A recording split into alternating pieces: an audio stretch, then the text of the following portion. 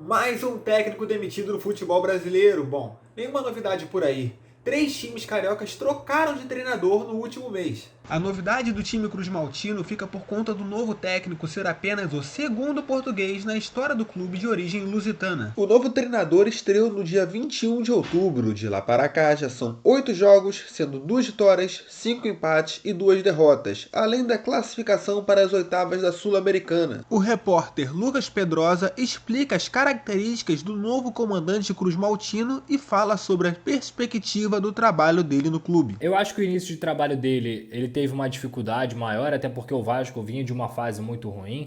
O Vasco é um elenco limitado de fato, mas aos poucos ele tem conseguido implantar o seu estilo de trabalho, o seu estilo de jogo. Ele é um treinador que cobra muita intensidade, que cobra muito o preparo físico também. E antes do Ricardo Sapinto chegar, uma das coisas mais contestadas no Vasco da Gama era a preparação física. Mas ele chegou com a comissão técnica e isso tem melhorado. O Vasco da Gama hoje consegue jogar intensamente. O time do Vasco ainda é um time que vai lutar contra a zona do rebaixamento, que vai lutar sim para poder fazer primeiro seus 45 pontos e depois, quem sabe, brigar por algo maior dentro do Campeonato Brasileiro. O vascaíno Vitor Antônio espera um bom trabalho do novo técnico, mas não vê o time brigando por títulos nessa temporada. Eu espero que o Ricardo de Sá consiga fazer um bom trabalho tático no time, consiga colocar os jogadores nos lugares, fazer com que haja movimentação no time, com que o time jogue para frente, mas acredito que ele possa sim conseguir extrair o melhor do que há de material no clube nesse exato momento. Esse ano o Vasco não conseguirá ganhar nenhum título, e na minha humilde opinião, eu acredito que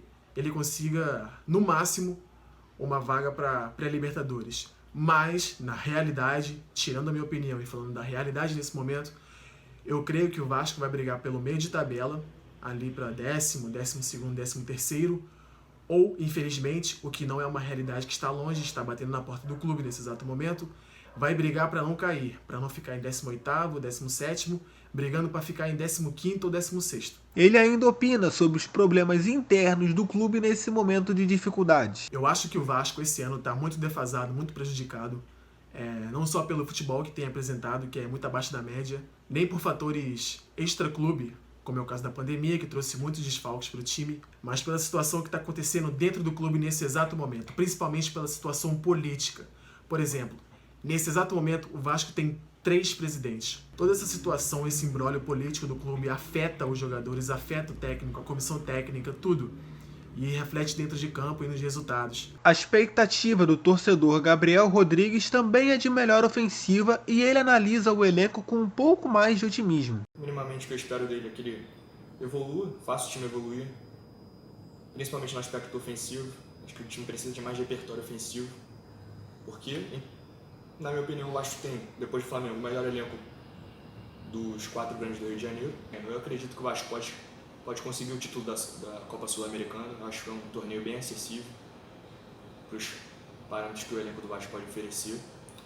E, em relação ao Campeonato Brasileiro, que o Vasco tem um campeonato sem sustos, que fica ali no meio de tabela, que é o que o Vasco pode oferecer. Meio de tabela, tentar ali buscar uma vaguinha ali na Libertadores. Eu acho que o Vasco não tem esse elenco tão ruim que muitos falam. Acho que o Vasco tem um elenco para ficar no meio de tabela para cima. Além disso, ele relembra o início de 2020 do clube, quando ainda era treinado por Abel Braga. Acho que um ano abaixo do esperado. Eu acho que o Vasco se atrasou demais, principalmente com a contratação do Abel Braga no início do ano. Eu acho que o Vasco priorizou demais blindar o elenco das questões externas, disputa política, salários atrasados, etc. E deveria ter focado mais no futebol, no desempenho. O Pedrosa explica as mudanças com o Ricardo Sá e vê uma possibilidade de evolução com o cruzmaltino. As principais mudanças foram na formação do time. Ele colocou 3 zagueiros, liberou mais os laterais, tem conseguido fazer o Vasco criar sem ser na dependência do Benítez e principalmente agora, com a volta do Germancano de fato, ele também retornou ao rumo dos gols, né? Então acho que o Ricardo Sapinto tem boas coisas para poder evoluir nesse time do Vasco. A briga ainda é contra a zona do rebaixamento, mas eu vejo uma margem aí para evolução nessa equipe do Vasco e também do Ricardo Sapinto. Essa foi a análise e a expectativa para o futuro do Vasco. E Flamengo e Botafogo, como será que estão? Isso você acompanha aqui na TV Uva. Fique ligado, porque em breve tem mais capítulo desse nosso especial.